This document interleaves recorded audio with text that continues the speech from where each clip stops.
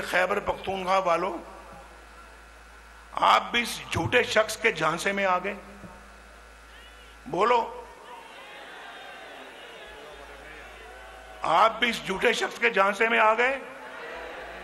यार, वोट तो आपने दिया था, हुकूमत तो यहां थी उसकी। हुकूमत तो खैबर पख्तूनख्वा में उस पार्टी की थी।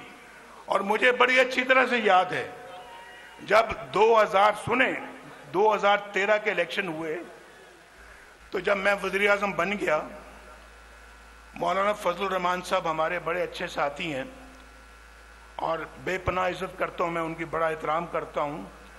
वो मेरे पास आए वज़ीर आज़म हाउस में, मुझे कहते हैं, नवाज शरीफ साहब, हमारे पास भी बहुत तादाद है लोगों की, मेंबरों की, असेंबली के मेंबरों की। आप और हमारी हुकूमत, हमारी पार्टी मिलकर खैबर पख्तूनख्वा में हुकूमत बना सकते हैं, तो हम बनाते हैं।